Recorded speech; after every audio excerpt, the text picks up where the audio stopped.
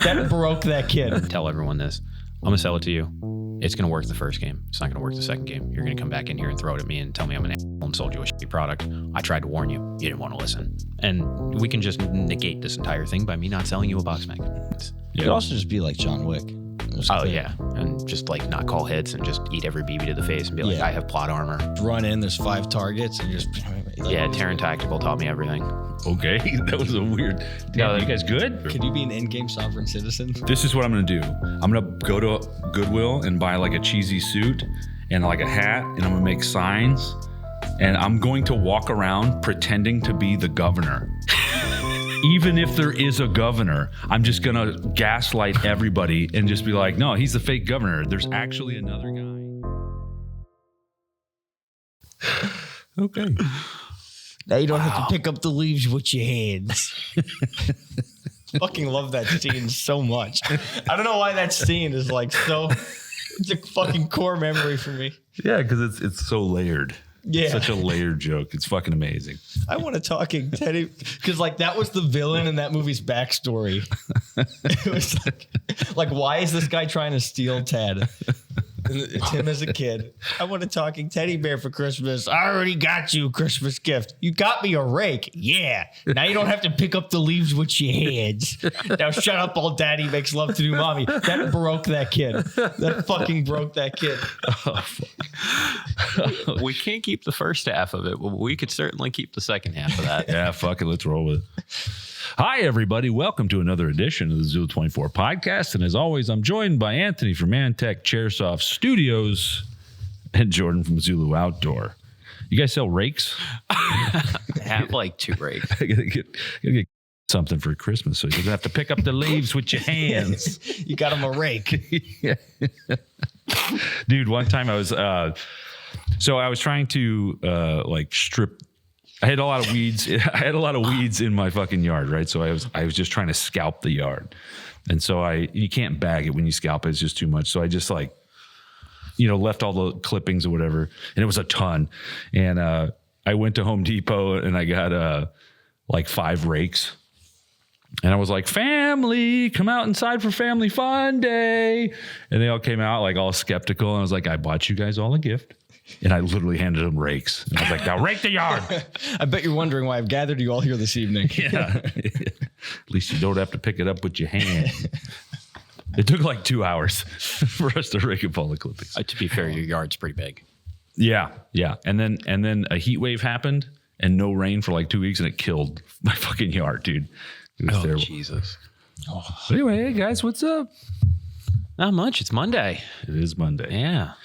Got a case of the Mondays. Yeah. So how was the weekend? I don't know. You were here, Jordan. Well, what a leading question. It's not for me. It's for the viewers. we're trying to be entertaining. I should ask, how did Sunday go? Because I wasn't here. Sunday wasn't bad. It was Mother's Day, right? So obviously numbers. We still had like 50 players. It wasn't like a dead day. No. There's a little bit of team imbalancing that happened, but it got straightened out, and it was fine. It was fine. I have come to the conclusion that because of all of the work we've done in CQB, I'm not interested in playing in any other part of the field. I think you and everybody else. Yeah. I think it's, new mosque, new mommy. New mosque. Like New Mosque area is still pretty interesting. Oh, it's still fun. Newtown is like the redheaded stepchild. It's just it was like segregated to that corner of the field. Like nobody even gives it eye contact when they walk past. They're just like, shut up, Newtown. Get back. Stop it, Greg. Shut up, Greg. Well, it was like the first Newtown's going to start smoking and playing loud music, putting holes in the wall. He's going to start acting out. He's going to spray paint the door in his room. Yeah. Well, it was like the first game after lunch. I was like, yes, it's after lunch. I'm going to play because like that's my thing. Like work in the shop in the morning, play in the afternoon. We're walking out and I'm like, hey, what are we playing? And Josh looks, he goes, flag to ref at Embassy. I just kind of stopped and went, oh, I might as well go walk back to the shop. I don't want to play now. Yeah. Oh, I just went and sat in the woods. It was like I'm doing nothing this game. It's the shiny new thing, and give it a year. Yeah. And it'll just be another fixture. I think Fuel Depot needs some love. I think that's going to be the next. Yeah, because we talked about that on Saturday. Yeah. What do you want to do? Unknown. Okay. Just unfuck it. I don't know. I want to put a Connex box there. You know, like we're out of those. Jesus, dude. I actually also want to add another street to CQB. What if you get a bunch of cinder blocks and just like rebuild The building. the hut? I think we definitely need to like stabilize a bunch of shit there. Make the toilet work. No. No. Then they'll use it. I kind of like that it's Run down. yeah, like Yeah, destroyed. I kind of like that aspect. I don't know. Maybe we'll put a fucking tower there. I don't know. Because I know Saturday you were like, oh, maybe this week we give Fuel Depot some love. And like some of the barrels are starting to fall over and shit like that. And like we could pick up the down wood and stuff. You but need like, some tidying. Yeah. Maybe cut up some of those down trees that are on the backside going towards power lines. Yeah. I don't know. It needs something. Yeah. If you have any suggestions, put them in the comments below. Somebody gave me a suggestion on Saturday because they heard us say that. Yeah. And they said almost exactly what you just said. They're like, you should build like a big tower. Yeah. Get like more of those oil drums and just start stacking them up around the tower so it looks like an oil station. And I was like, yeah, it's real cool, man, but time and money. Yeah. Also access. Yeah. Also safety. We could get it up. I mean, we could, after doing that, I can put a Connex box wherever the fuck you want it now. I will tell you, it's way more rocky in Fuel Depot. Sure. That would be. I don't know if it'd be level. Yeah, I was going to say that. Man, those rocks were already a lot in CQB. Well, we'd have to Michael White it. Michael White. But It'd be cool to maybe see some more cover on the hill going up towards, towards Moss. New Miami. from African Village to Fuel Depot. Why? You got that whole Tree line. tree line area. Which is Yeah. going to work fine in the summer, but as soon as winter hits, yeah. I think it'd be cool. Okay. I really want cars. So somebody commented and said, hey, if you're looking for cars for sub $1,000, I have 3. Bring them here. I will give you 3,000. I'll give you what you want for the cars. Yeah. Just bring them. Just fucking show up. Just bring so- them and be like, here they are. And I'll be like, here's money from my wallet. And then we'll shake hands and you go away. Yeah. Like- Because cars would help. And then like we talked about putting the curtains up in CQB. Yeah, Because that's just going to help break up sight lines. sure. And I'm wavering back and forth. The reason why I haven't pulled the trigger on the fabric Yeah. is because I'm kind of mentally doing the math about, framing all the windows and putting shutters. But I think a temporary short-term solution will be The fabric. the fabric. And you're right. That'll break down all the sight lines. Oh, yeah. Because like Yeah. I'm trying to think one of the crazy ones I saw yesterday was the fact that from the bottom floor of the Hacienda, I could shoot from the center of the U through one of the side connexes, Yeah. through the street, through the gas station, and under the H building. Yeah. Just from like the one window peak, I was like, that's disgusting. Yeah. Yeah. It'll make moving a lot easier, however, more terrifying because you're not gonna be able to see. Yeah, but I think we'll see it progress from like currently how it plays to me is you're fighting from one connex to another, and you can essentially clear that entire connex box from the outside. Yeah. So because of that, it's not room clearing, it's clearing out that area and then taking the position that was currently held. Yeah. So it's not so much like the high intensity CQB as it is, I don't want to say like paintball, but you're fighting from one piece of cover to another. Sure. But I mean, if you break down all types of warfare. Yes, that's true. If you can clear it from the outside, you should. Yeah. Right. Yeah. But then we go to things like the mosque where You got to go in. you got to go in. You actually have to utilize a grenade to clear out that room before you hit it. Like hitting the 2-story buildings next to the mosque can be fucking terrifying sometimes because you can't see into them because of the curtains. It could also just be like John Wick. Just Oh, clear- yeah. And just like not call hits and just eat every BB to the face and be like, Yeah. I have plot armor. Just like pure USPSA. Yeah. Just run in. There's 5 targets and just like, Yeah. just- Terran Tactical taught me everything. Yeah. Okay. That was a weird. No, Damn, you guys good? You guys like, you like it? Well, when we did USPSA matches, right? The first time I went, they asked me if I was a cop because when I had to reload, I went behind cover. And that's because from playing Airsoft, you get schwacked in the face enough times. Yeah. Yeah. Like that's where that muscle memory came from. So I like went behind cover, and now that gave me a worse score because it's a Yeah. time and accuracy based. So like To me, it feels so unnatural to run into an open area where there's 5 targets I have to shoot. Stand there. You know, Yeah. Reload. USPSA, it's like, it's just a sport, you Yeah. know? For Yeah, me, it's a it's game. like, why would I be shooting at a target if they're not hostile and can shoot me? Why would I go into a room with 5 targets and just be like, I'm here, you know, with my Yeah. bulletproof suit because I'm John Hello. Wick. That was really fun. I probably still have that clip somewhere of it, but Sean from on site, he just like leaves over. He's like, "That's your friend?" I was like, "Yeah, why?" He goes, "Is he a cop?" Because he shoots like a cop. And it was right as you watched Anthony like dip into cover, do a reload, come back around and engage the target. He's like, "Why is he doing that? He doesn't need to do that here." Yeah, everybody had like magnetic holsters for their mags so they can get it quickly. And we're using like Kiwis. And, Yeah. you know. That's all right. Different animal. There was one guy there though. Yeah, but they're also completely acceptable of that because that was one of the conversations at the time. This guy Ralph ran it, and I had asked him like, I understand it's USPSA, but like my friends and I all have like combat belt air quotes because like Kiwis, multicam, Safariland holsters. He's like, yeah, it's not exactly what we would use, but we're not going to tell you no for using it. It's totally okay. Yeah. I got like made fun of for using the stock iron plastic sights on my Glock. Yeah. Did you hit what you were aiming at? He was like, man, Sometimes. no, he's like, no dot, at least get, he said some brand. He was like, at least get those sights. I was just like, that was, the guy. You ever save the president at 100 yards with a pistol? Then shut up. Yeah. There's one guy there though, like completely deaf, wears like a fucking like leather vest, has a leather holster for forgot like his name. this chrome 1911. Fuck yeah. He's got like big mags for it. And like he's all A zones.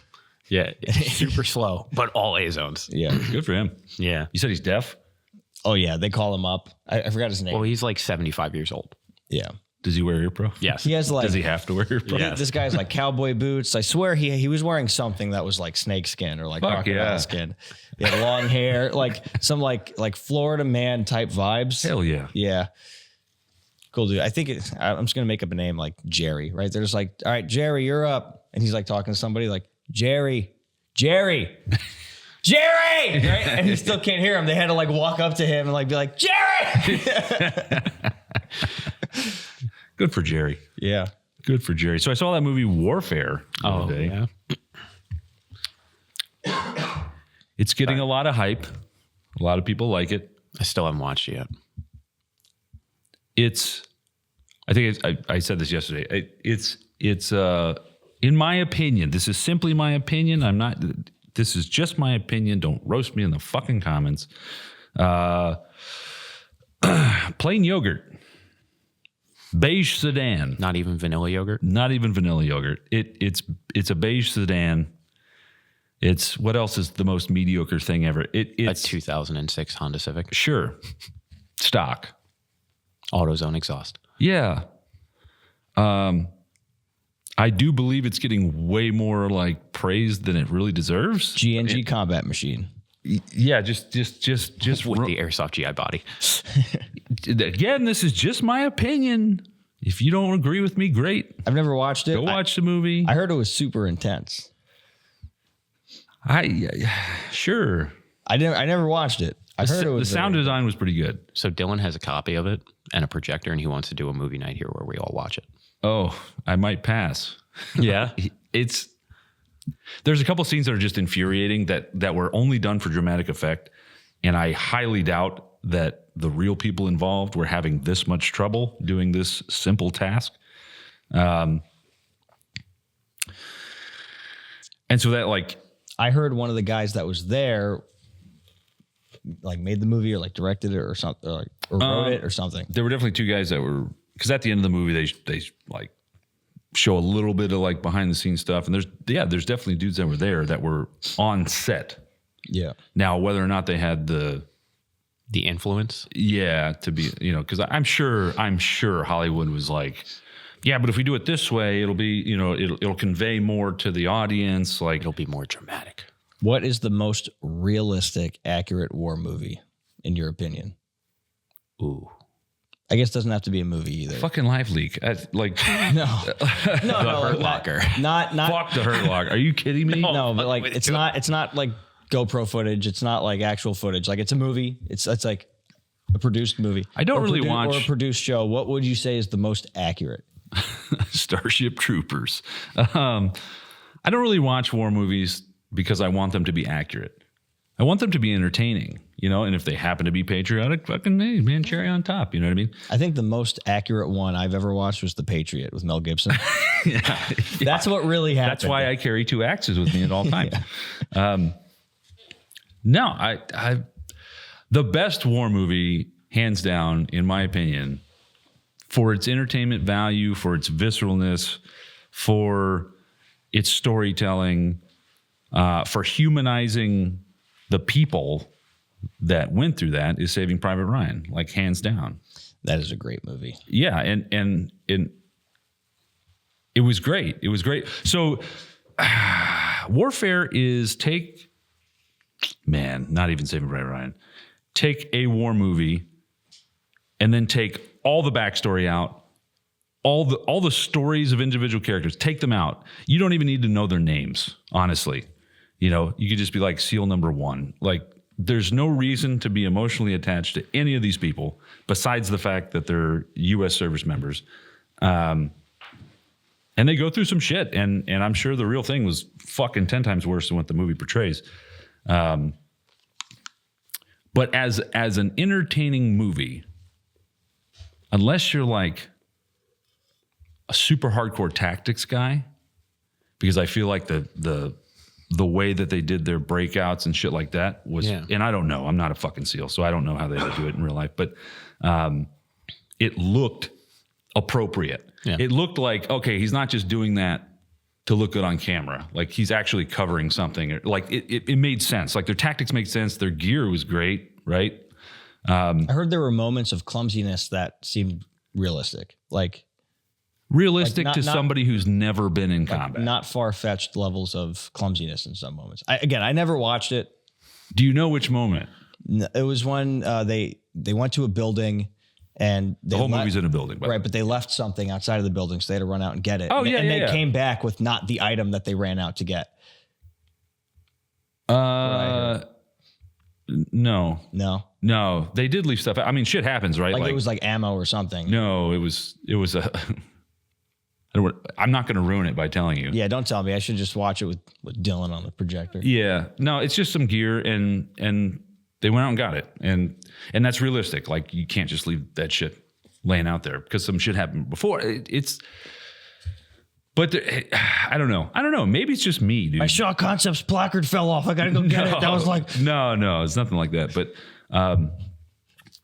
it was just a beige fucking minivan, Honda Odyssey. Jordan, can you cue on the screen at this point in post process? Can you put the Zulu 24 Saving Private Ryan opening scene? Oh my God, please. Yeah. So the funny part is, got to bring back the fucking skits, dude. There was 2 versions of that. There was a version where I did like all the tracer fire and blood splatter, and Dave looks and goes, Eric can edit this one. We're not doing that. That's too realistic. Oh, he did such a great job editing that. Yeah, he did a really good job. Can we see the blood splatter edit?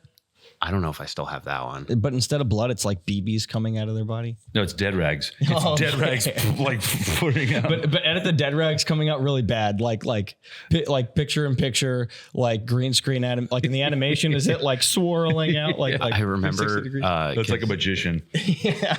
Eric had brought Dale and his brother who had the MG42 on the tripod.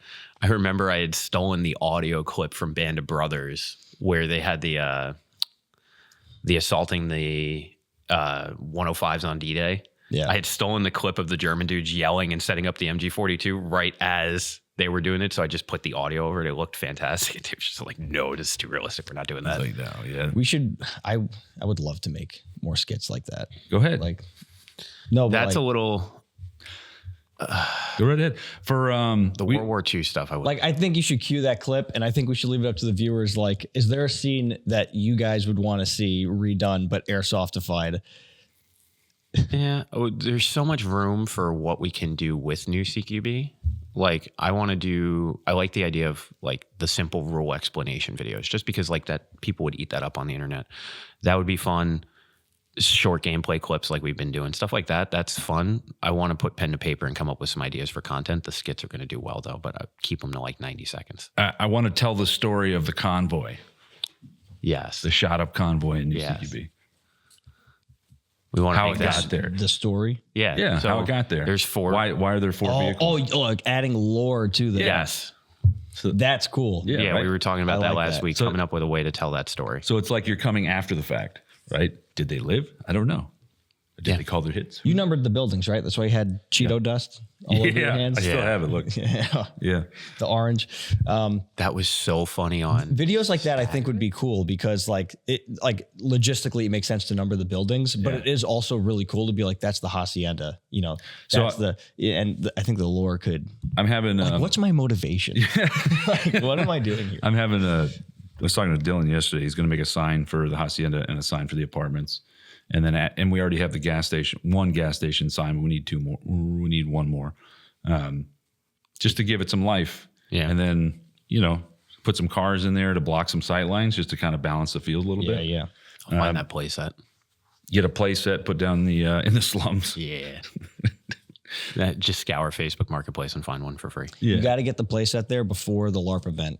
Oh, yeah. Like swings that you can swing on. So it needs to be operational because people are absolutely for that LARP Yeah. event going to be swinging on the swing. Oh, man, one of 100%. those little merry-go-round things. You know those things you, as a kid you used to sit on. Your Yeah. friends would like spin you and you fly off and get hurt. I don't and think whistling diesel attached a jet engine to one.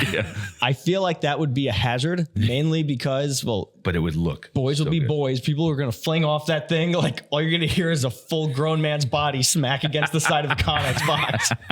That and kids But fun drinking, will be had by everyone. kids drinking 2 liters of Coke the night before and heat casting are going to get dizzy and vomit in their like mesh somebody- mask. You're going to see it leaking out. The chunks will stay in there. So somebody made a comment in reference to shit like that because we were making the joke on the last podcast about not building the field to the lowest common denominator. Somebody Yes. commented and said, as being part of the lowest common denominator, I thank you for thinking about me. That's why we can't have doors with hinges. Yeah. God damn it. No, but the place set's a good idea. A funny story from over the weekend. Somebody was like, hey, they're in that building. Guy goes, what number is it? He's like, building 23. He's like, that's not building 23. He's like, well, he's in the brown one. He's like, what building number? I'm colorblind. Say the number. He's like, it looks like 23. He's like, we're in the 30s. Yeah. Yeah. That's a cool thing too. Building with the orange number on it. Which one is the orange number? They're all of yellow. them. Like it's cool now too because there's like blocks, Yeah. right? So you have like the 10s block, the fucking 20s block, Yeah. the 30s block. There's only 41 buildings, and so you can kind of like So we played that ShamWow game Saturday morning, right after you numbered the buildings, and everyone was like, okay, guys, building 17 is the ShamWow. No one could figure out which one building 17 was. And I'm like, Dude. I looked at the players. I'm like, guys, the one that has the Tacoma parked in front of it. And they're like, which one's the Tacoma? I was like, the one in the center with the cab on the back. That's not wood. And they're like, okay. I'm like, it's in front of the Hacienda. They're like, which one's the Hacienda? I'm like, building 16. Fuck. They're like, where's building 16? it's right next to 15. I don't know what to tell you. I looked at it, I go, the one that Dylan's standing on the truck. Who's Dylan? Fucking damn it. Okay, never mind. Just play. I'll The figure ref it out. standing there. I thought that was Jordan. Yeah. Yeah, I'm like, no, I'm Jordan. Fuck. Yeah. Wait, I thought Jordan was playing. They're pointing at Tom. Oh, yeah. Which one's 17? It's the one next to 18 and fucking 17 and 15. And 16. You know what? You just look at the building next to you and figure out if you need to go up or down. That's it. I do like your idea of adding second floor access to the 40 footers next to Hacienda. Yeah, Hacienda's powerful, Or but not Hacienda, apartments. apartments. Yeah, apartments is powerful, but I'm already starting to see the meta crack. Yes. Players are already adapting to it.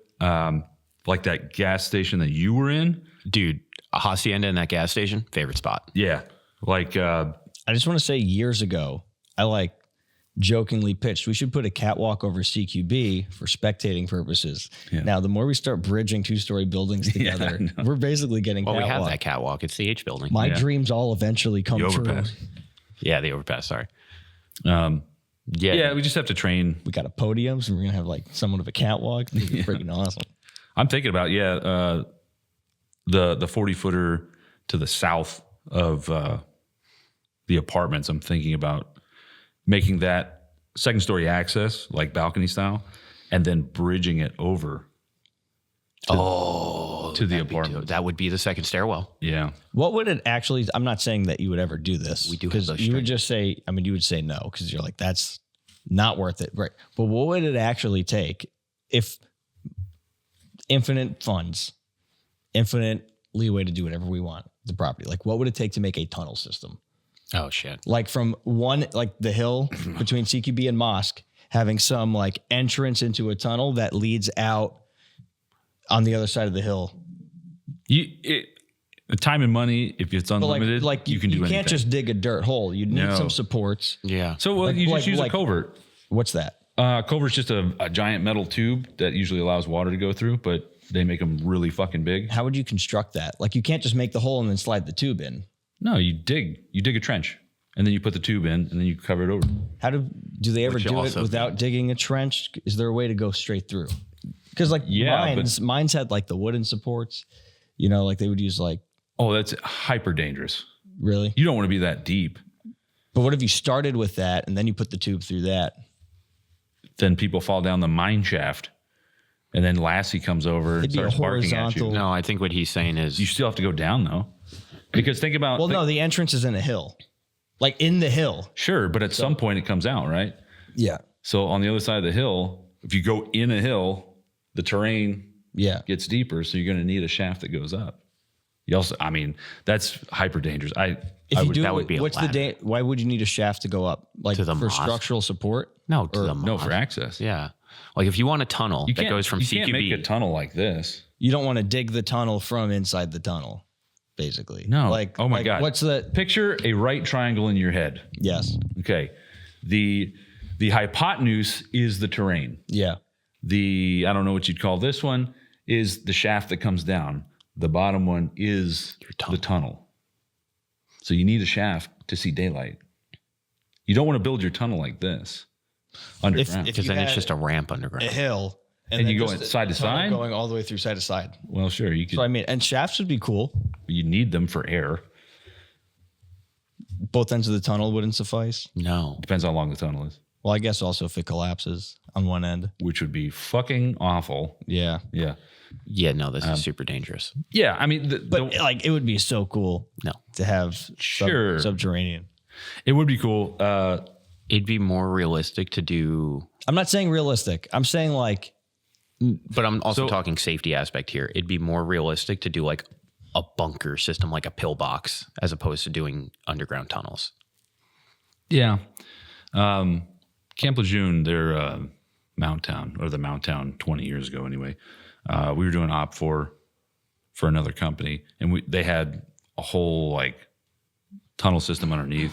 It wasn't really like underneath. It was more like storm drains. yeah. And so we were literally crawling through. It was like 12 of us crawling through, and the guy in the front had a big lighter, and that's how we were lighting our way. It was God. fucking terrifying. Yeah, because I don't know if you've been in it, but Camp Shelby has tunnels underneath. I did not go in the woods. Yeah, I've been in there twice. When you can no longer ignite the flame, does that mean there's no oxygen?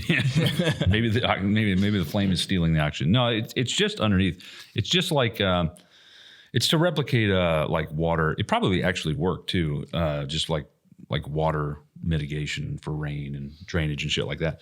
But every building had access to it, and it was like the access was man-sized. But as soon as you went in like 100 feet, it was like Yeah. you were on your Is knees. is there highest potential for the ceiling to collapse in the middle where the amount of dirt on top is that Sure, would, right? It's more dirt. that'd be so crazy. That'd be awesome, dude. It would also get flooded, and like there's Yeah. the only practical way to do it in terms of entertainment, not actual any sort of structural or like industrial use, right? Because that's not what we're doing. We're creating environments, right? Is to dig a trench, put the culvert in, cover it back up. Now you're only, you're underground, but you're under 3 feet of dirt and not 100 feet. You're of dirt. breaking sight lines, Yeah, but which again would be cool if we were doing like pillboxes and bunkers. You know what would be cool? Where the trenches are on the hill on top of Embassy. Yes. If Which are flooded right now. yeah. No, those ones aren't bad. Oh, I saw yesterday. They were like a swimming pool. No, that one has an outlet. Could Should the be trenches fun. be dug deeper and then gravel get put down? Sure, to help there's drain it? 1,000 things you could do to a trench. I mean, World War I is example of that.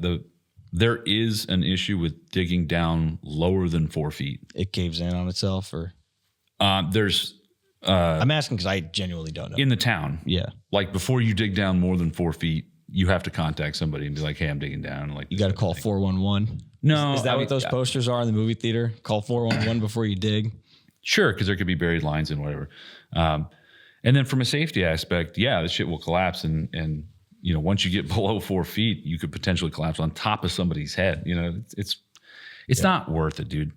It's not like Florida where they have like sandy fucking soil where You can do that. like we have Winnebago-sized rocks and shit. It's like you think with those trenches being on top of a hill that the water could drain out.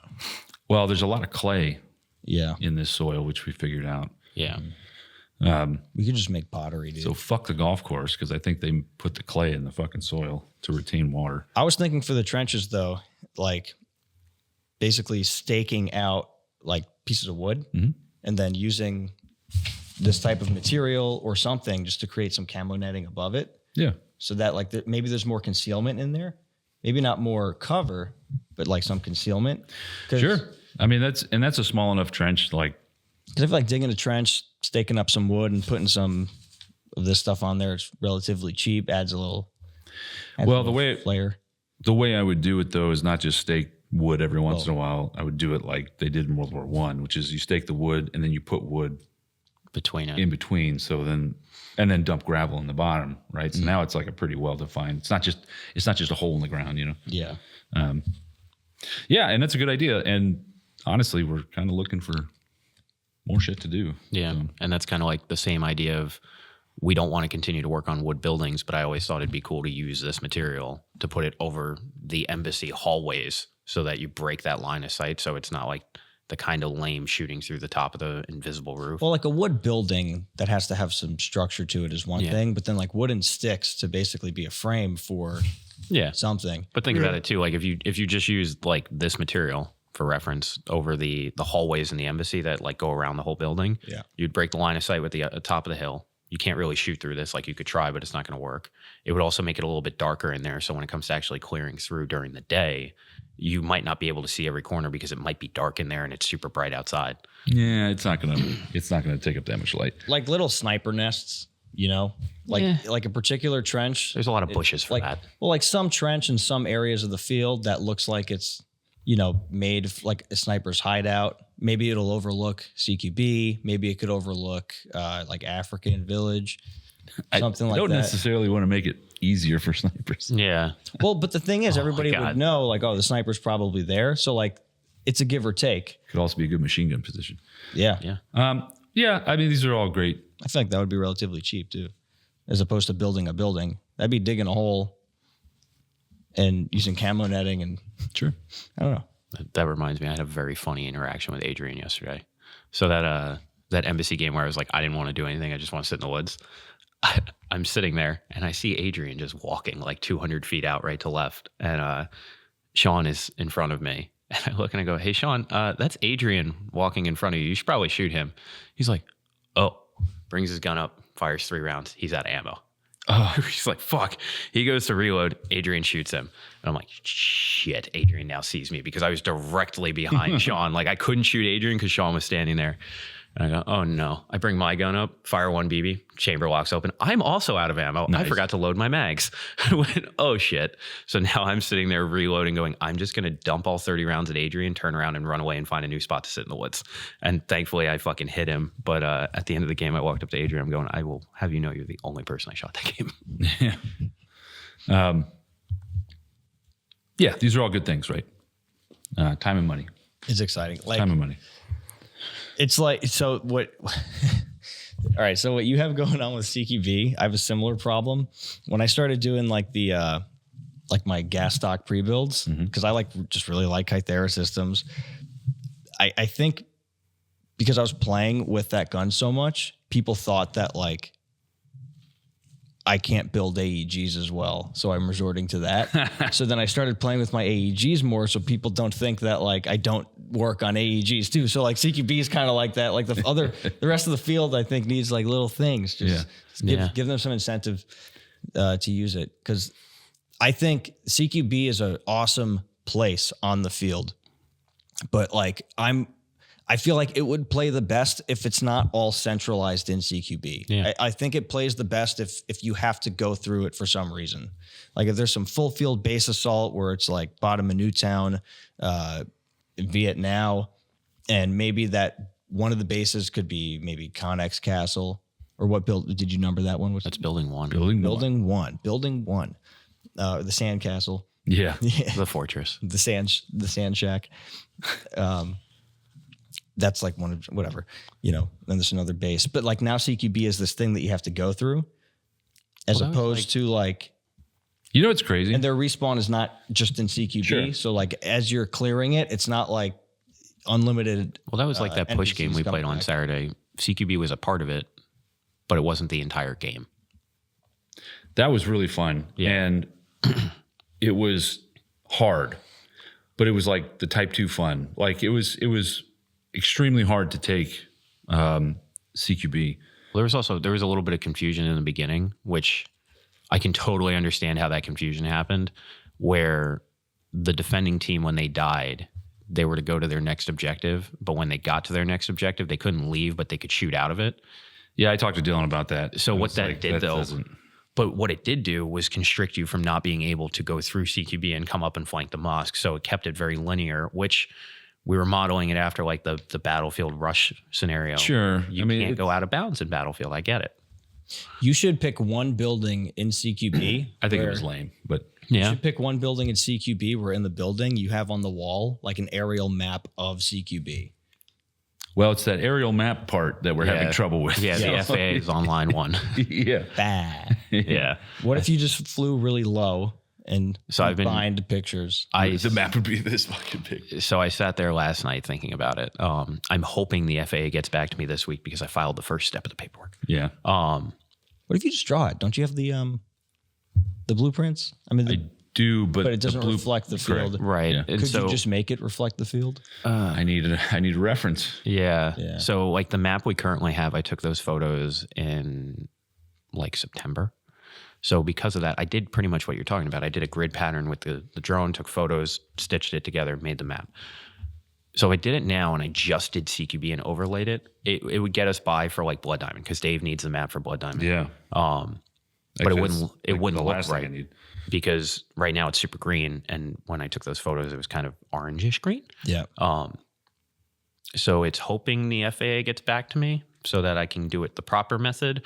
But I did kind of figure out like, what if I do keep it below the tree line, below the radar, do it really low, and then maybe I will have 3 times the amount of work because it'll be 3 times the amount of photos, but it could work. And then I just Is scale there it a down. way to get a live satellite image of any place on the globe? Are you part of the CIA? Yeah, I don't think What- civilians is have there that. is there a way to contact like Google and be like, hey, for a business's purpose and for Google Maps, I don't think we're big enough fish for that. right? But like, is there a way to get them to maybe update it? No, but there's a way for me. Is there a way to inform them that something has changed and maybe they would, in their interest, they would want to keep everything up to date? Again, I don't think we're a big enough fish. They got to wait for a satellite to like Yeah. go over an area. No, but I just found 4 companies that you can pay money to, and they will come out and map your property. And that's probably going to be what I have to do. You should ask them, just because you're curious, like, what do you do to make FAA okay with it? We already know. After that phone call, a very pleasant phone call from the FAA, he didn't lead us in the right direction because he's a cock. But we figured it out. It's work for them.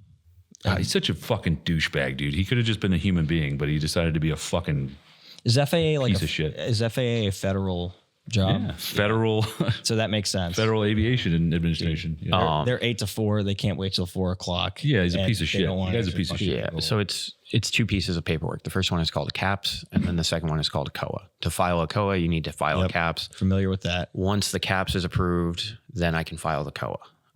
Because I talked to a couple other people, Andrew being one of them, my friend Ethan being another, because Ethan works for one of those companies that does drone mapping on your property. And he's like, oh yeah, you should just need the 107 certification. I'm like, this is different.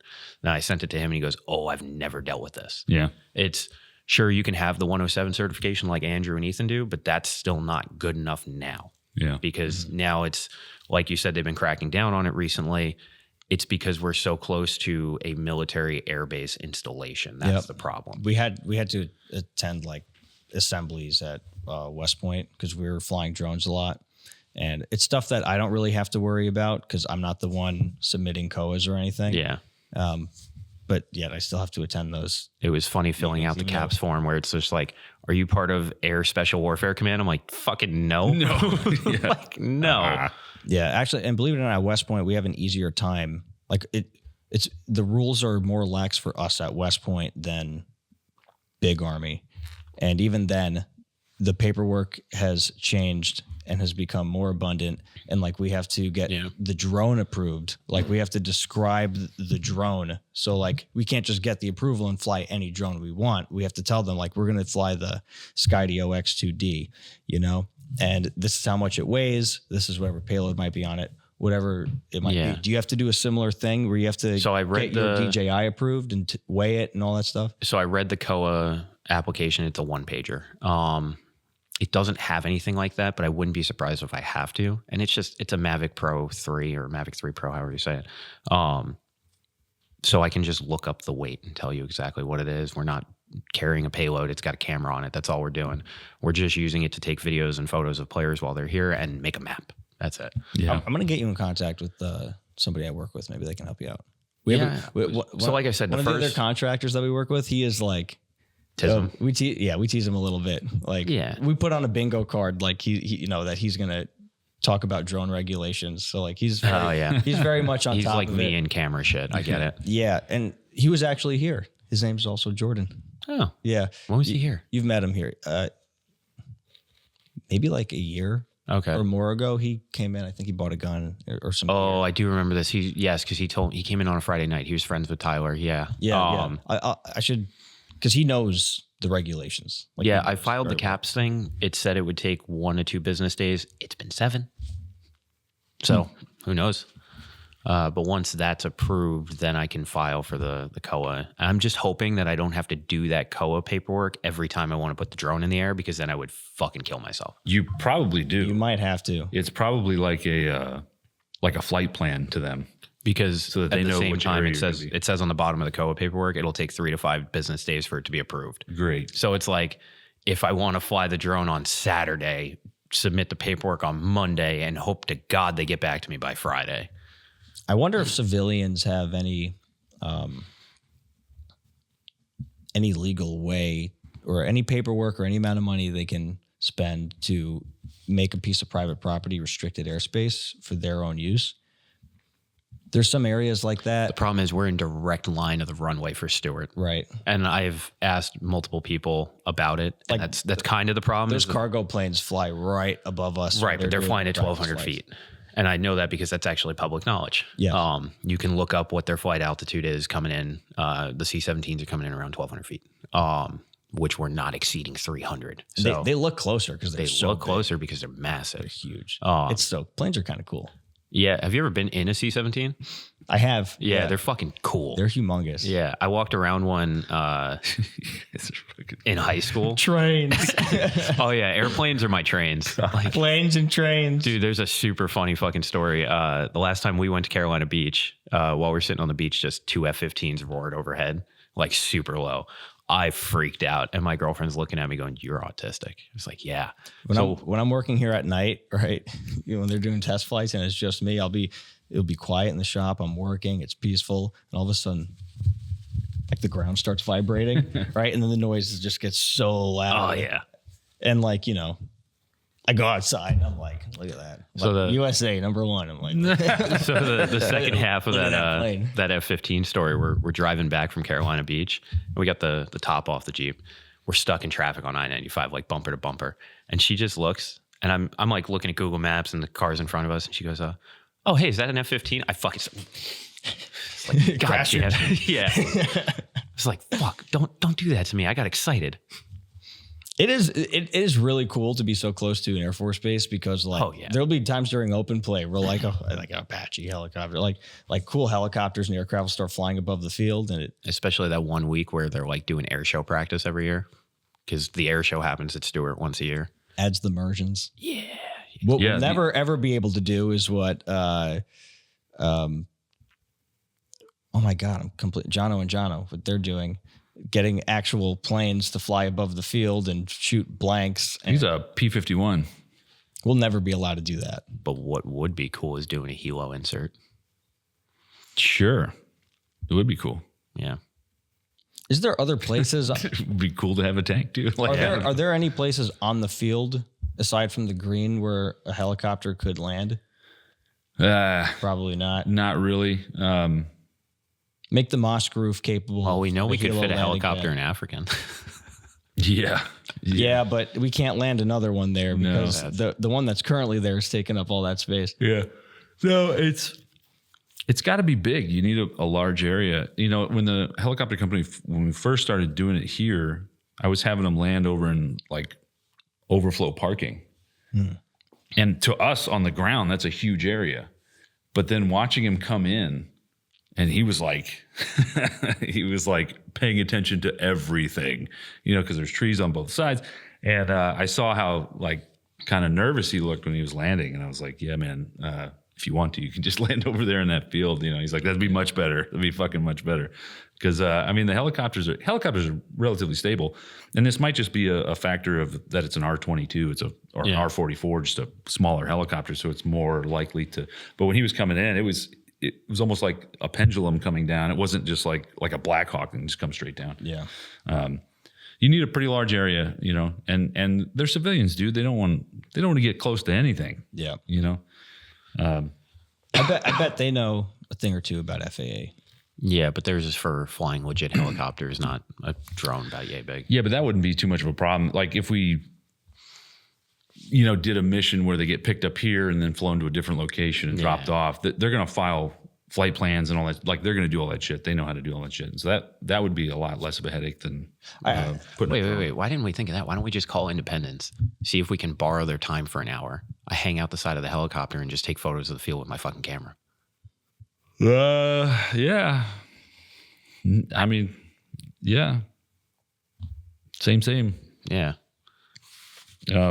They might be better photos too. They would 100, and not the drone camera. It's that fucking lens versus the tiny drone lens. Yeah, it'd be higher resolution. Yeah. Have you ever taken pictures out of a helicopter? You know what camera settings you'd use? Yes, I do. You know what lens you'd use? Yes, I do. Yeah, what lens would you use? A 35 millimeter wide angle. And what settings would you use? Probably 1/1000th of a second and f4.0. Yeah. And ISO of like 120. Hell yeah, bro. Yeah. I'm a fucking autistic. Sure. Go do that, Jordan. I don't know camera stuff. Yeah, I don't fucking. I just wanted to hear Jordan stim for a little bit. Jordan doesn't get to stim too much about his hobbies. I stim about like 3 things: cameras, my gas blowbacks, and every now and then my Jeep. And I know the secret one. I know your secret special interest. Gundam. Oh, fuck off. Jordan's a weeaboo. No, I'm not. Oh, I don't know. You denied that pretty hard. I can hear that water go all the way down your throat and hit your stomach and swish around. Gulping intensifies. Jesus Christ. No, I'm not. All right, let's take a break and do some Q&A. Right back. But I did find it funny signing up, or when I was like starting the sign up process, I was like, I have to go home and do some. I thought we had to do sign some up homework. together if we're a gang. Well, you can put team affiliation. I have to go home and do some homework and some math and shit because you have to come up with a name. Yeah. You have to pick which ethnicity you are in game. Yeah, and you have to do all like in-game lore. Yeah, in-game lore. I'm an elf. So I have to go read the Gun Gamers lore because they have the Almeric Republic, Kingdom of Goji, or you are national or like an international citizen. And I'm like, fuck, which one do I pick? A sovereign citizen. Okay, so I know my rights. No, this is what I'm actually doing, and I've already thought this through. Could you be an in-game sovereign citizen? You could. You'd go to jail. This is what I'm going to do. I'm going to go to Goodwill and buy like a cheesy suit and like a hat, and I'm going to make signs, and I'm going to walk around pretending to be the governor. Even if there is a governor, I'm just going to gaslight everybody and just be like, no, he's the fake governor. There's actually another guy. He stole my fucking... I'm going to try to raise a militia to take over the governor's mansion. Okay. Because it rightfully belongs to me, and I'm the real governor, and he's just some fucking guy, and I can't believe that the security forces or that the police are in on it too. That's going to be my whole shit. Yeah, so I just pulled it up. So when you're filling it out, it's you need name, email. That's fine. Right under that, nationality. Are you from the Almeric Republic, the Kingdom of Gogeria, or are you a foreign national? Under that, citizens, will you be attending as a business? Yes, as an owner. Yes, as an employee. No, I am seeking employment. No, I plan to be unemployed. Not available. I don't know what I would be. Who do you plan to attend with? What is your character name for in-game? And what's your Discord name? Oh, shit. Yeah. So then I stopped and was like, wait a minute.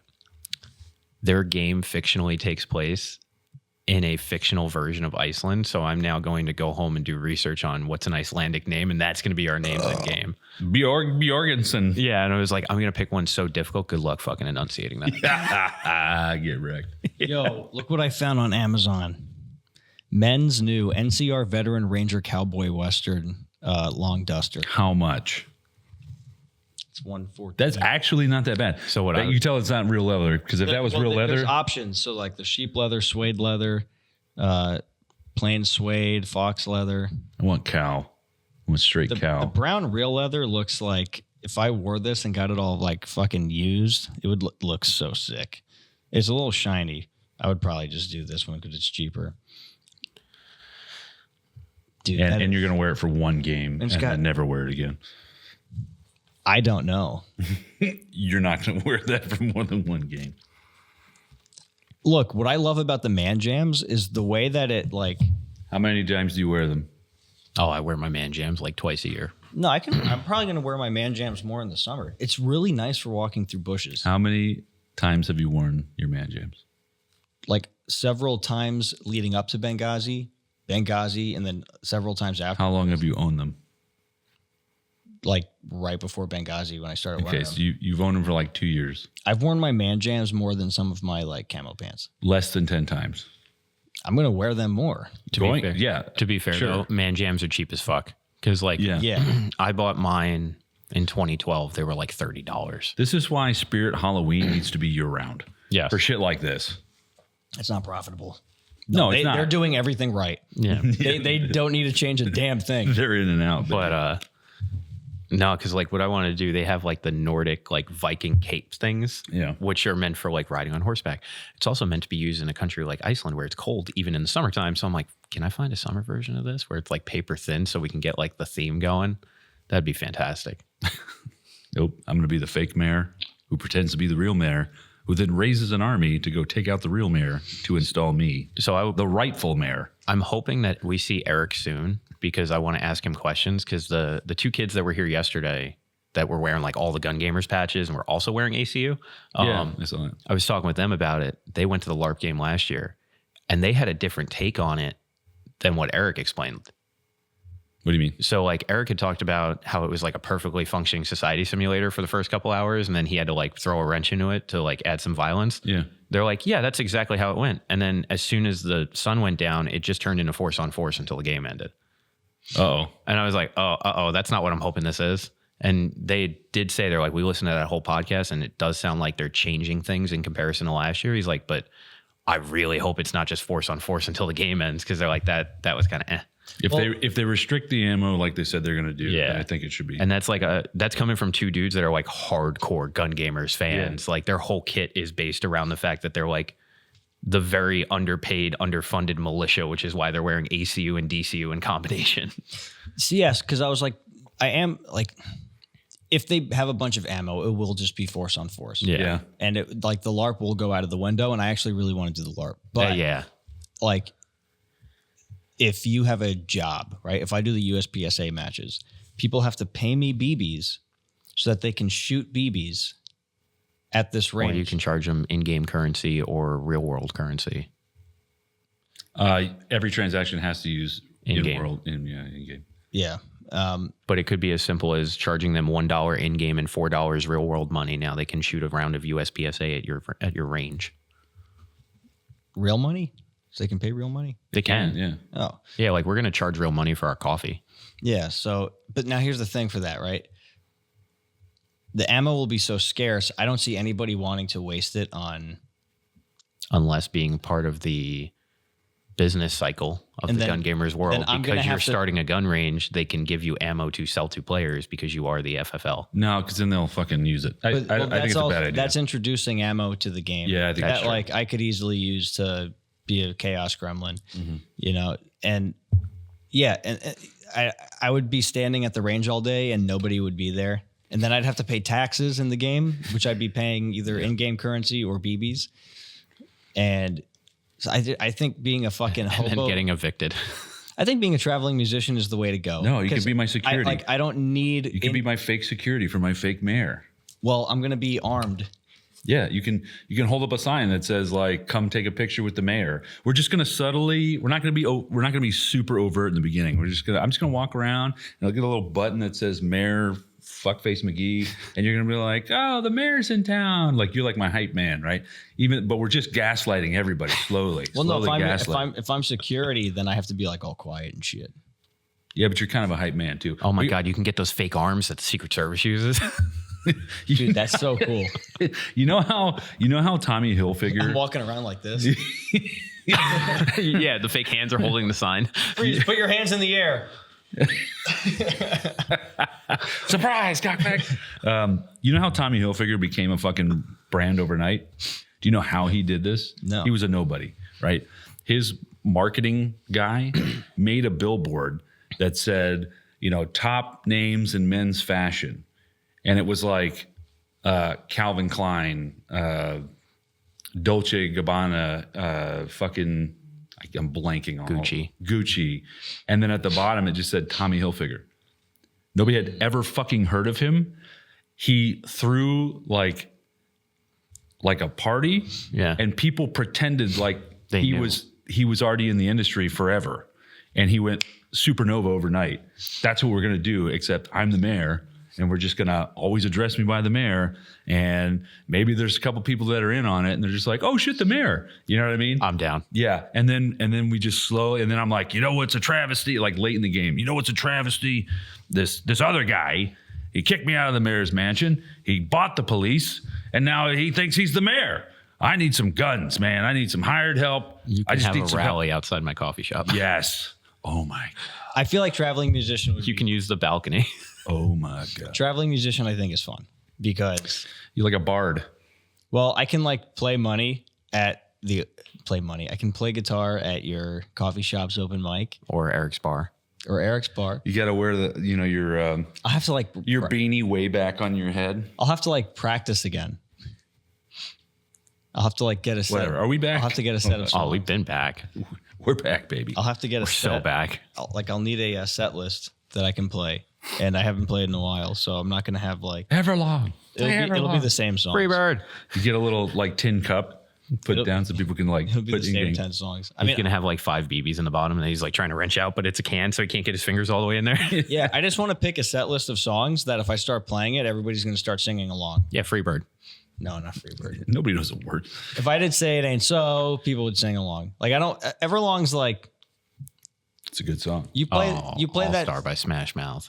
right. Like I'd say like goofy songs that are almost kind of like memes. Yeah. You know. Oh, Wait, can you play Evanescence? How can you Such a good album. to my heart? I listened to that album like 3 times in a row driving to Indiana in 2005. Is that back when you had to like change the CDs when you wanted to listen to something different? Yeah. Yeah. Face is just soaked with tears. It's not. Wake Yeah. me up. Yeah. Gotta wake up. It goes so hard. Save me. It starts off so soft. It goes so hard. You just go from playing Evanescence to playing Toto. Oh, fuck dude. yeah, dude. Africa? Oh my God. Yeah, I was thinking songs like that. Yeah. You know, like or like Ain't No Mountain Higher. You know. High enough. It's Raining Men, classics. Oh, All right.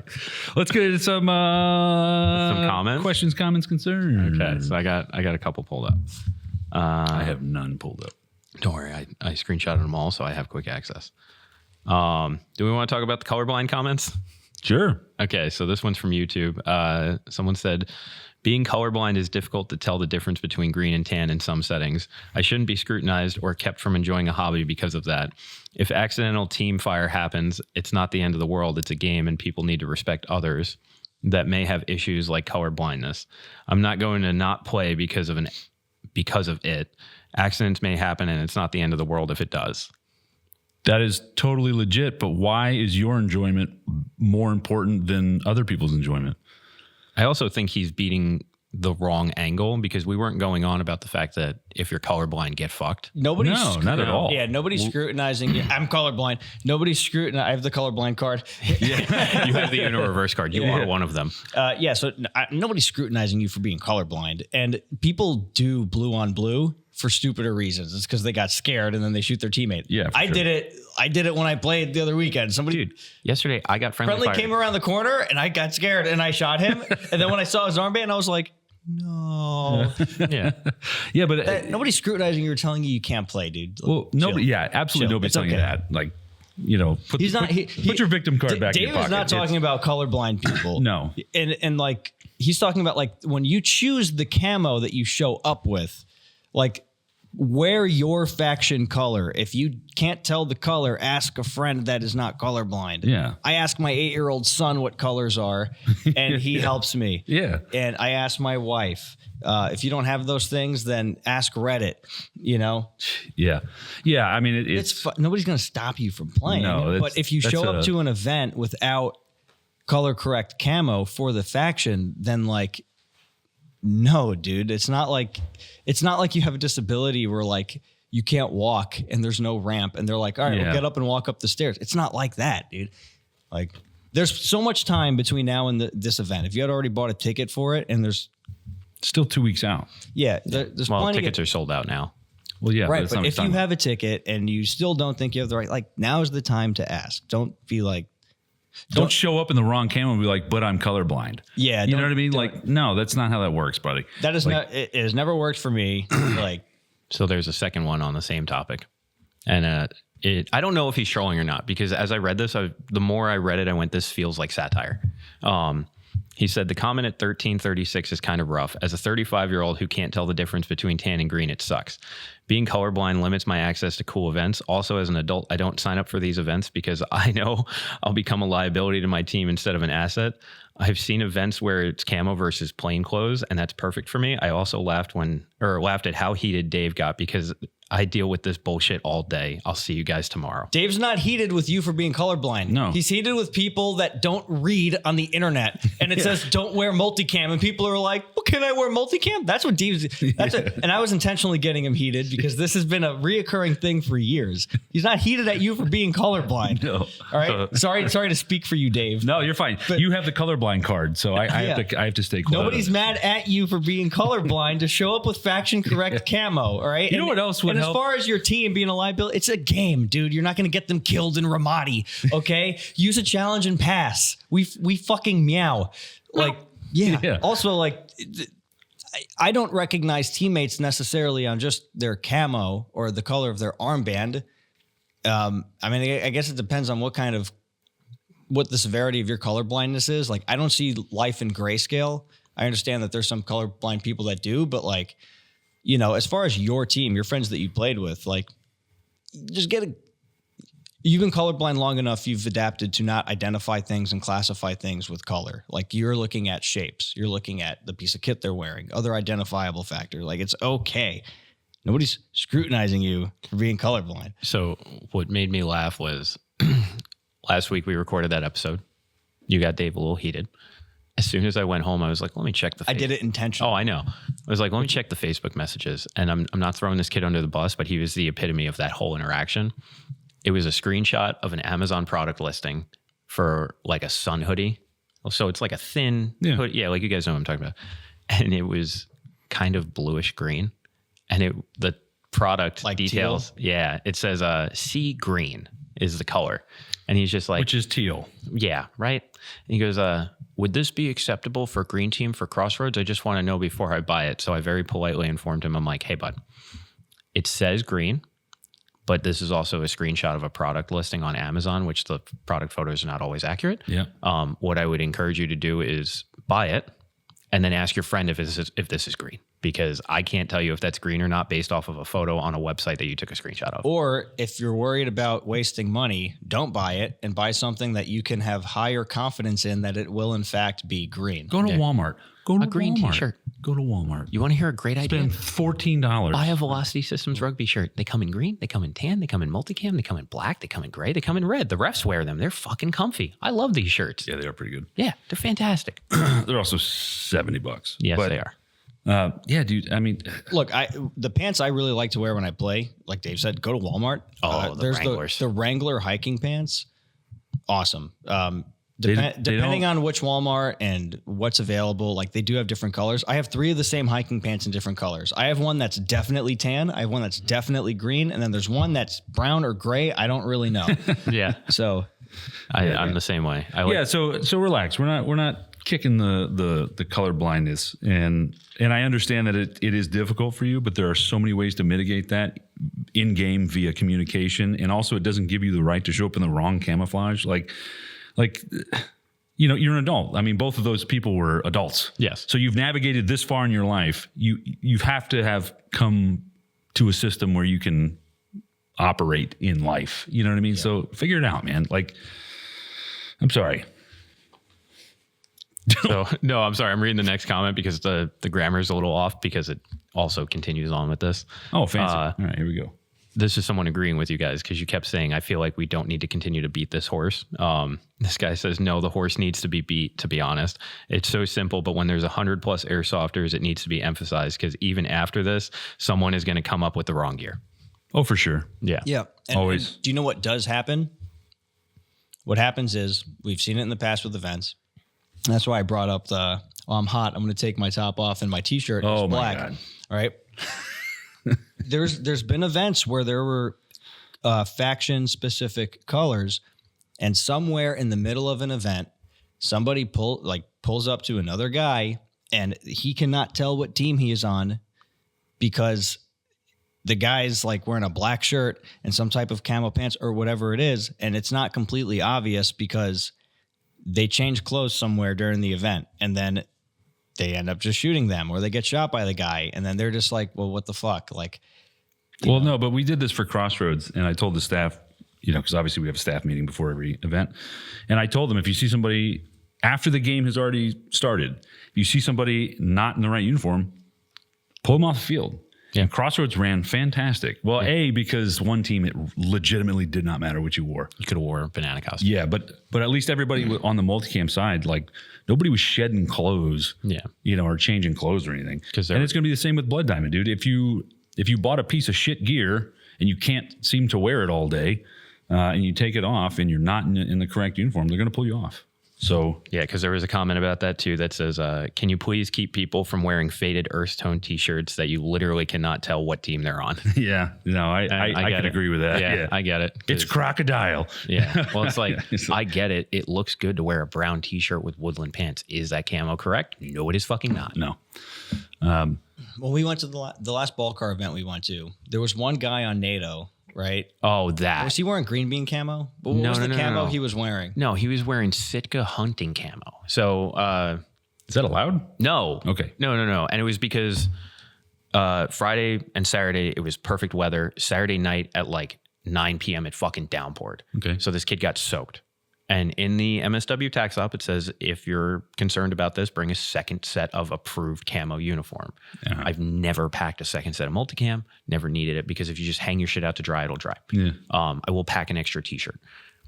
This dude, for some reason, packed a Sitka hunting camo, like summer hoodie. And he put it on Sunday morning, and we're standing there getting ready to make an assault on the Rust 4 PB, and Josh Warren walks by, kind of stops, does a double take, and we're all pointing at this kid like, Josh. He literally grabs him and goes, absolutely fucking not. Come with me. Because it's not allowed. Get him. Yeah, no, that was not okay at all. Yeah, don't change your fucking clothes, dude. Yeah, I understand. You got wet. You're a little grumpy. You're a little upset. You're going to put on some dry clothes. If you're going to do that, bring the right clothes. Okay. So moving on to another comment. This is about renovations on the field. This guy says, the field I used to play at had doors that the refs could put up in place that would become walls, so you didn't run into a room one game and then all of a sudden the next game you could take them off. This would help restrict gameplay flow as well as make it harder for players. Interesting idea. I would bet some money that that's an indoor field. Probably. That did that. Yeah, I want to make a town that looks and feels and is like a town. Yeah. And so I understand what they're talking about, like modularity, right? Yeah. You can like, and that's, Because that's like at indoor fields, since it's not permanently in the dirt. yeah. You can pick up that wood and move it around and make a different field every 2 or 3 months. It's a good idea. I don't know that I would implement it here. No, but we talked about the idea of the sliding door. Yeah, the sliding barn door, as opposed to a door that articulates with a hinge. It's like those ones that slide, because now you can't kick it. You're not going to hurt anybody. People are going to kick it. Yeah, but They're dumb going to if you kick try, it. but they're not going to. It's just going to swing. Again, why make it to the lowest common denominator? Yeah, At least with this, there's a safety aspect involved. Yeah. Somebody else commented, use the excess metal from the connexes for a shooting range full of gongs. I've done that before. And then they followed up by saying Thunderbees and the connexes are going to rock people's socks off. true on both accounts. Yeah. Yeah, I mean, that metal's just kind of sitting there. Actually, if you want some metal, come by and just take it. If you want some AstroTurf, come by and just fucking take it. It's over by the wood pile. It's over by the wood pile. Yeah. I might take some so I can make backup back plates for Do my it. Chrono shoot box. Yeah, do it. It's thick. It's heavy. Shout out to John. For years I've been making makeshift like Chrono boxes. Makeshift, you say? We've evolved. I mean, we're at the point where we had like John made an awesome one. So I almost cut my finger off I still trying to have make one of the original wood ones. I almost cut my finger off trying to make the first one I ever tried to make. I made a really nice one for you out of oak. And I shot through it. I know. Every but it was single beautiful. thing I've ever used to shoot through, it's like just a Chrono inside, so I don't have to go outside, just for workflow. Like I just need a box I can shoot into that I'm not going to penetrate with an airsoft gun. You shoot a surface with an airsoft gun enough times, you'll eventually penetrate it. Like Yeah, even like aluminum or I don't know about steel, but like even aluminum, you'll. aluminum, like We'll see how long I it shot through lasts. so much stuff, and like I did an ammo can, shot through an ammo can. It's because it dents, and like when you dent that metal, it's like a paper clip. Eventually, the Metal yield. fatigue, yeah. And then Dave, you made that one, and So beautiful. I started shooting through the back of it, and I was like, okay. So then I took like a piece of 2x4 and screwed it on there for reinforcement, and then I put a sheet of Lexan on it. Eventually, shot through the Lexan, shot through the 2x4 segment, and then shot through the back. And yeah, so now John welded one. He made like an aluminum like chimney, and now there's a back plate that's like thick steel, and it's removable in case I shoot through that steel. It's almost like instead of using like 22-degree angles, you need like a tube that does like an arc. That way the BB never hits anything. It just like rides the arc down. Mm-hmm. And then who knows, it'll take 100 years. That reminds me of a Demolition Ranch video where they tried to bend the trajectory of a bullet. There you go. Okay, moving on. Here we go. Use pool noodles around the doors and windows. Nah, those get shot up. It also looks gross. Yeah, but and they don't take paint very well. Yeah. And they get shot up, and it's just high vis green pool noodles. Remember around when we the used door. pool noodles on the Tacoma? yeah, and they got destroyed. Yeah. Yeah, it so. doesn't work. Somebody commented saying they were in the group that Dave was yelling at and then used them as an airdrop, and he said it was awesome. That was hilarious. This one is from Eric. I feel the righteous game master rage. Babysitting adults is not your job. Facilitating fun gameplay is. Zero tolerance for bullshit. Thank you, Eric. He knows. Eric knows. He understands the frustration. He herds kittens for a living. He knows. Okay, so here's a slight complaint comment. $40 a day is kind of a lot for the summer. With that last price increase, any chance you guys would do a bundled discount in the future? For example, $100 for 3 passes. So what I am toying around with is doing a weekend pass. And this would include if we do a Friday night under the lights as well, right? So you buy the weekend pass is basically you can play Saturday and Sunday at a discounted rate. So hypothetically speaking, summer hours, Saturday and Sunday would be $80 instead of it being Hypothetically, sure. I haven't done the math on it yet, so that's hypothetical. But no. No. During summer hours, it's $40 each day, so it would be $80 for the two. Yeah. Hypothetically speaking, it'd be like $70. Sure. Yeah. Something like that. And it would also include the Friday night. That's the part I'm trying to figure out. But Yeah, because realistically, then if you charged for Friday and they didn't use Friday, it would be more than paying for open play both days. That's why I'm Yeah. working out with it. Okay. But Well, that's for them, dude. Like I bought my gym membership for a year. Every day I don't go to the gym, I'm pissing money away. true. And that's true. Yeah. 'Cause I feel like the seasonal pass, whatever we're going to call it, comes up in conversation a lot with customers. They ask about it. Yeah. Yeah, I'll probably never do a season pass, to be honest with you. But what you get with the like a gym membership is you get a card, you just scan in. Cool. And that's convenient. I'm not gonna make a card that you can scan in. Like, What I find we're an funny is airsoft field, dude. We're not a gym. the comment right under it says the $5 increase is absolutely fair. That was a lot of work and a justifiable increase. Thank you. Yeah, I appreciate him.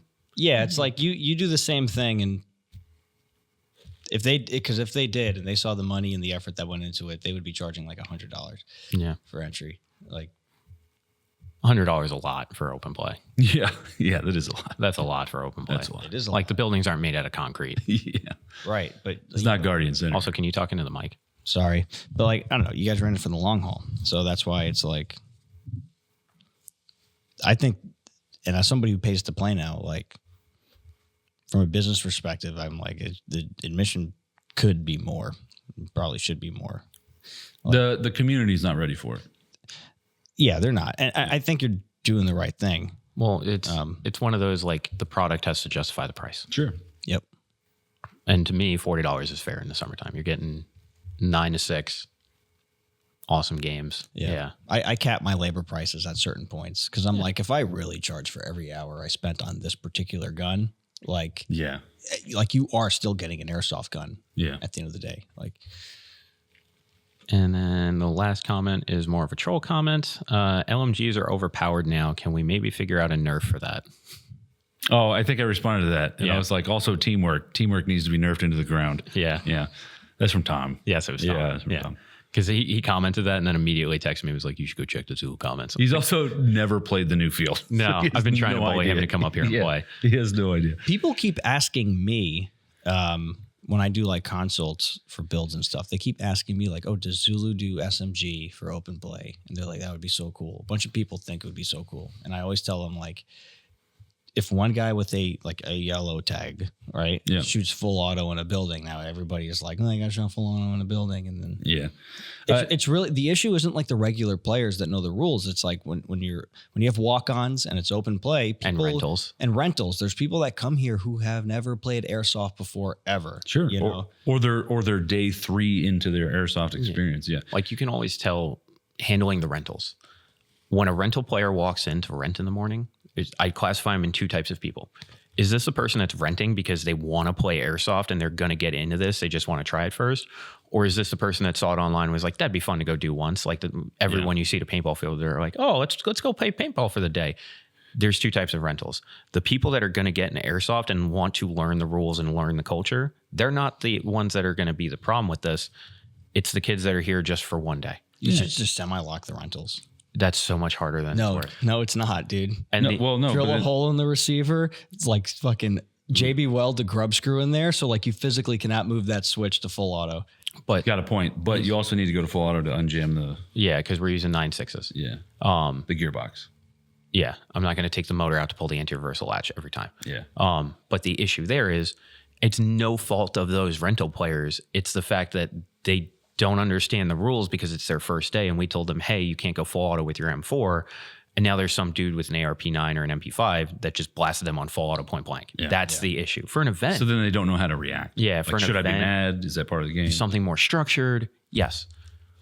But for the average everyday rental player, let's not try to make that overcomplicated. Yeah, you can do a lot of cool things with events. Yeah. Right? Because everybody supposedly reads the rules beforehand. They've already paid the money. They're invested, right?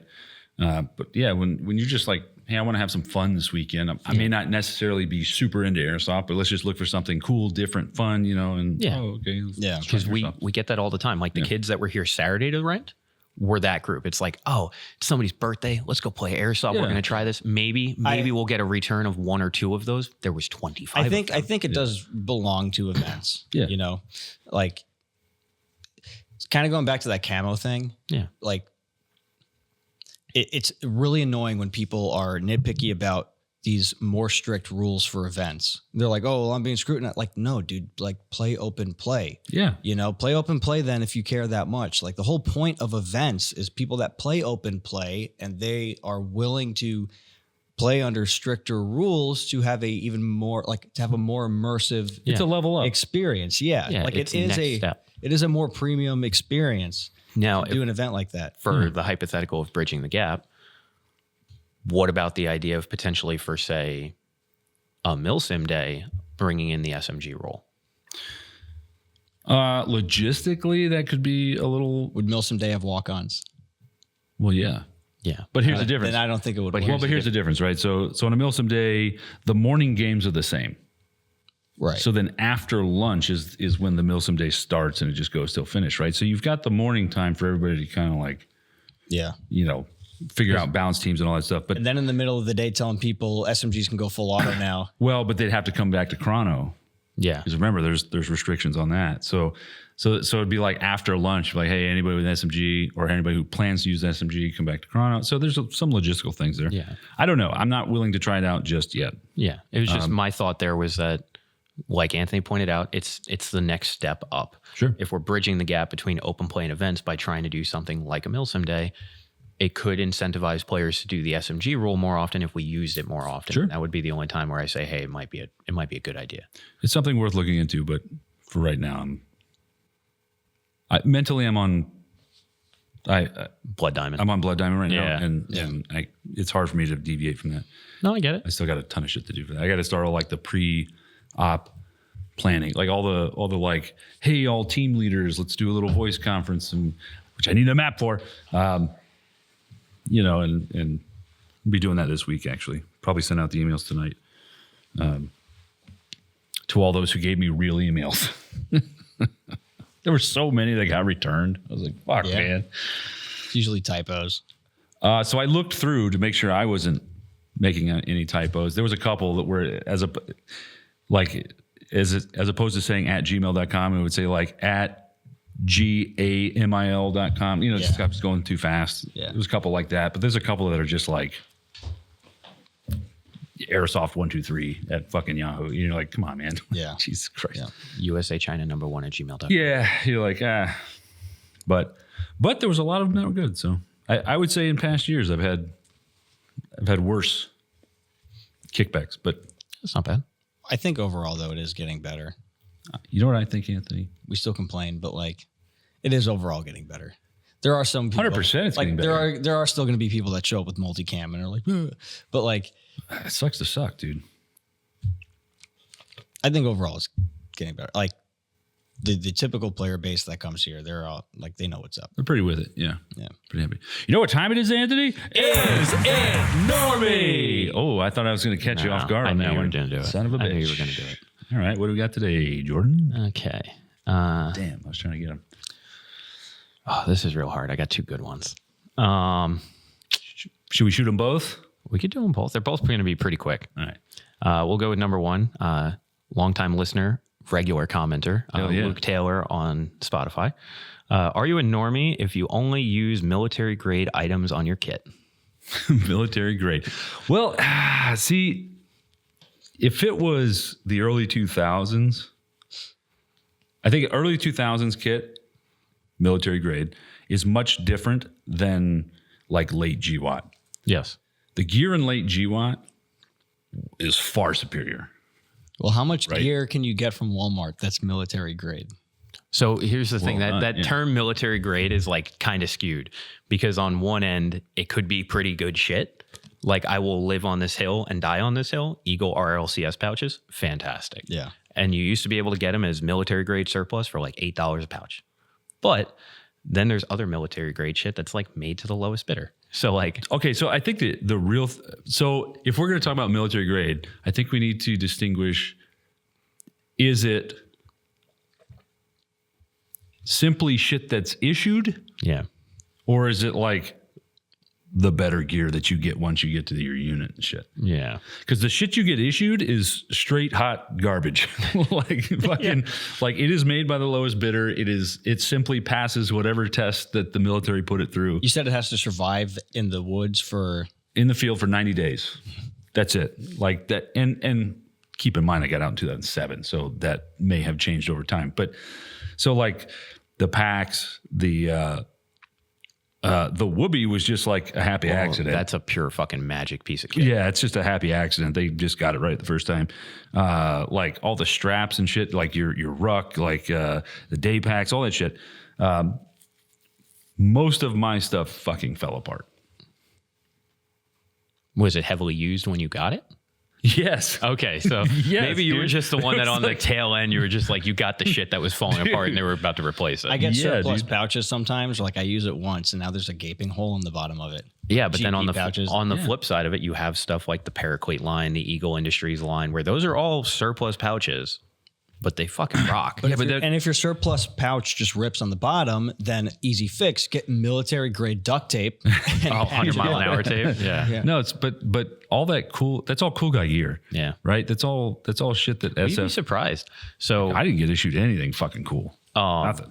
in my current hyperfixation of doing the early GWatt kit. So Eagle Industries did a line for every branch. Really? So they have RLCS, MLCS, SFLCS, and then they don't have an acronym for the Army one. All of this is just dictated by what color. So RLCS is Ranger Load Combat System. Yeah. It's Ranger Green. The MLCS was for Navy SEALs, so it was in like tan. So they made all of those same pouches in ACU. So all of like the early GWatt ACU pouches are made by Eagle Industries, and they're the same quality as the Ranger Green shit I use. Yeah. So like somebody got cool shit in ACU, but it's still ACU. So most Yeah, people it's hate ACU, It. so- Yeah, so- most people hate it. So I don't think Sorry, it's cool UCP. Yeah. Um, OCP? UCP. UCP. OCP is multicam. UCP, the camo that was designed to blend in everything and doesn't blend into anything. It was successful. I have a theory about that. It But anyway, blends into a 90s Somebody got couch. paid off a lot of money for it. that or the U.S. just didn't. Well, want Jordan, to, you have the hat right behind you. Yeah. I think the U.S. just didn't want to see any more friendly That fire. hat is the most visible one on that wall. Yes. Like that one pops out more than the black hat, and that contrasts somehow. with the wall Yeah, the most. somehow. Yeah. But is it normie? Is it normie to use only? What was it again? So the exact one is only military grade or quote unquote real items on your kit. I would say no. Yeah, I'm I gonna would say say no no. because I have bought all the Airsoft brand shit before, and it just falls apart. It just sucks. Like the quality's just not there. And then I replaced it with real stuff, and I'm a dinosaur, so I don't change my kit fucking ever. And I've had the same plate carrier setup for Yeah, but your plate carrier setup is a Cry ABS, Yeah. so that's not. So hold on. Here's Yeah, but it's military grade, yeah, but it's not like the cross draw vest that you were probably given. and that's why. Yeah, so here's the thing. yeah. I totally agree with Dave. It's not normie. I don't think it's normie. I think it is. The Okay, airsoft same. gear is catching up because especially like some of the chest rigs we sell are all made in China.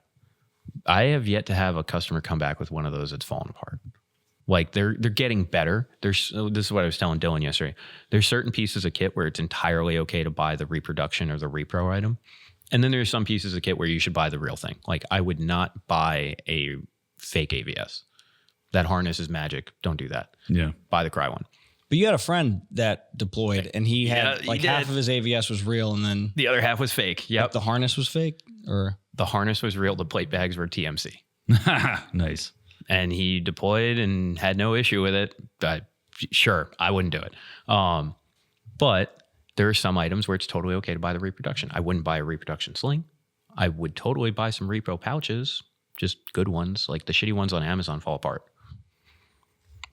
That's just my take. Why is it normie, Anthony? I think it's normie to think that military grade is like Superior. superior. Oh, yeah. Because it's not. Like I joke around at West Point, you know, whenever something falls apart, I'm like military grade, baby. You know, I think it is normie because like more experienced airsofters are going to have civilian kit. Like normies aren't going to know about the Walmart Wrangler hiking pants hack. Okay, I see the angle you're getting. You know what I'm saying? Like we'll have some type of kit. Like we'll have just like a normal headlamp for night stuff. My It's not- headlamp it I doesn't- bought at Walmart for Our $20. red light doesn't have to be it mounts onto your arc rail. You know what I'm saying? Yeah. I think it's normie to like only have military grade gear or like this. I want to look like I'm issued this, you know. So would that go And to because we like to emulate like the cool guys, you know, pictures of like Navy SEAls, like SF guys, and like they'll always have, you know, like Chuck Taylors on instead of boots, you know. And I think that like Vans, you know, Vans so has I- a whole line because of this? yeah, and like think of it, if you go to Milsom West and somebody's sleep system, and this is me, right? If your sleep system is all just USG, you know, USGI surplus, Kind of you're carrying more weight. You're carrying more weight, and that's less comfy gear. And your bivvy like folds up into nothing, and you take it out, and it keeps you dry, and there's a bug net. My So bivvy, fun fact, my bivvy is heavy as hell. that's not USGI, but it's Marine Corps issue. That's Marine Corps issue. Yeah.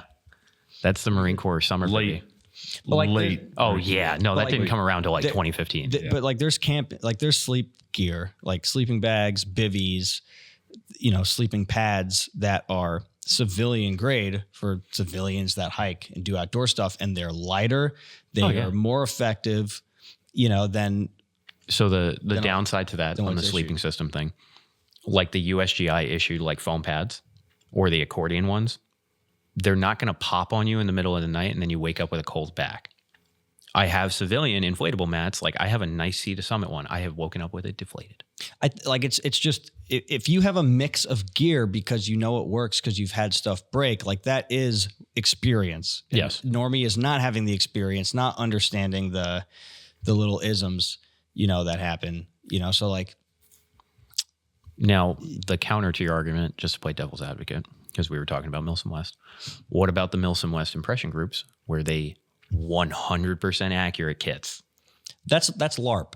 Yeah, but is it normie if they're only using surplus gear because that's the gear they're emulating? But here's the thing with that, right?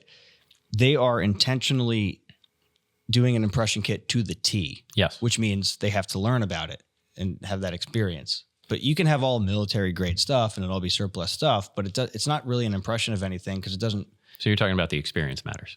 I think the experience matters. Like whenever I hear anybody go like, but it's military grade, like, oh, it's military grade. Or they're like bragging, like, look at this new thing I got. It's military grade. It's cool.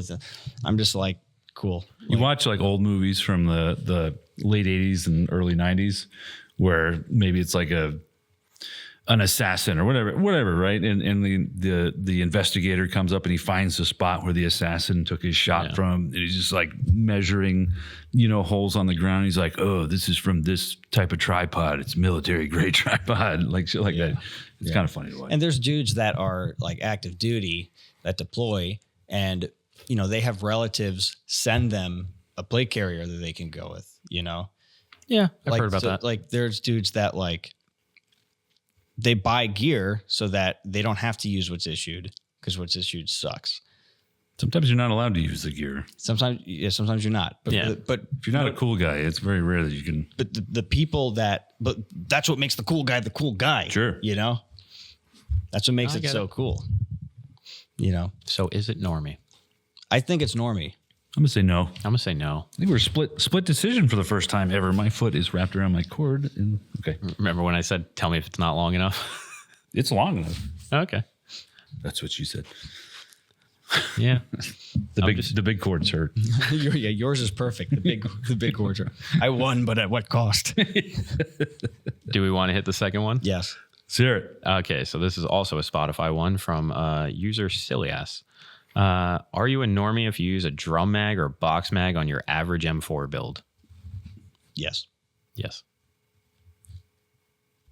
yeah, Yeah. I'm gonna say yeah. On I also think you're a normie if you use a gas blowback rifle with an HPA mag adapter so you could run AEG mid caps. well, you're a I'm an elitist. you're a gas gun snob. Yeah. Drum mags, yeah, I'm gonna say yeah on that one. That So what bothers me with the gas gun one is when I see dudes that do the HPA mag adapter and then put like the Angel Customs fucking M4 box mag in it. So now they have a gas gun with 5,000 rounds. I'm like, that's not the point of that system. It's normie, but it's also kind of frugal. Like I'll say this: there's a lot of drum mags and box mags that suck. That's the other problem. So like they just suck. So like when I see people buying stuff that I know is going to break, it is normie because there's some products that are sold in the airsoft market that for some reason are not discontinued, but like they just suck. And everybody you've seen with a particular, let's say The A&K M249 box mag. yeah, everybody you've ever seen with that box mag has issues with it. Yep. Yet you encounter people that have bought brand new ones. Like it didn't even come with the gun they bought. Like they buy it intentionally and they buy it thinking like, oh, this is going to work. And then they're upset when it doesn't work. And it's like they've been lied to, you know? And now you're a therapist. And now you're just like, I'm sorry that, like, who hurt you? Is Evik in the room with us now? I can't hurt you. Like, but you can Google search any review for those mags. I think like not looking for any review for a product or like trusting the review that's on Evik. Like don't trust the reviews on the places that are selling it. No, but do trust the Facebook comments. No, you can't. No, I know. The Facebook comments, sometimes the Facebook comments are clearly for a different listing and there was some type of error. And they're just unhinged. Yeah. Like it'll be like for a bottle of BBs and then the comments are talking about like, well, you know, Will this air nozzle fit in a G&G SR25? like, can I install this handguard onto it? And it's like for a bottle of BBs. You're like, this is so broken and cursed. Maybe they were legitimately thinking it. Sometimes there's arguments in the Evik Facebook and they comments. just make no sense. Yeah. Fancy. I got to do another Evik comment or cringe. Remember the big squared off black box mag JG used to sell with their M4s? Yes. Those things are fucking stupid. Oh my God. They always break. And someone always tries to turn one into a shield. Yeah. Yeah, whatever. Yeah, I'm gonna say that one's normie. When I inform people like this box mag that came with this gun is not a good mag, they look at me like I fucking did something to them. No. I'm like, it's not a good Dude, mag. I deal with that all the time in here because customers will walk in and be like, do you have any box mags for sale? And then I give them the same therapy session. I'm like, don't do that. I'll sell you an EPM 1. I'll sell you a high cap. No, not doing a box mag because at least the high cap will work. Yeah, at least the high cap will work. The problem with most of the box mags, and I tell everyone this, I'm going to sell it to you. It's going to work the first game. It's not going to work the second game. You're going to come back in here and throw it at me and tell me I'm an asshole and sold you a shitty product. I tried to warn you. You didn't want to listen. And we can just negate this entire thing by me not selling you a box mag. Yep. Yeah. Because no one wants to buy the Bull Gear box mag straight out the box. Sounds like somebody needs to make a better box mag. They did. It's called Bull Gear. No, in America. Oh, well, yeah. Antec. Anthony, make me a box mag. That can live in Dave's shed for a year. I have already reverse engineered Bull Gear mags and 3D printed basically everything on certain Bull Gear mags because the prints got broken or warped from the original one. We just transferred the other hardware and electronics. It's just the hardware that's difficult, the CNC stuff. Yeah. Sure. But yeah. I think we land the ship, wrap this up. Yeah. It's normie. It's normie. It's normie. Guys, thanks for joining us, guys and gals. Maybe there's some gals out there listening. It's like 2%. Who knows? Thanks for joining us. And with that, good night. God bless. We're out. Bully Grim there. Bully Grim there.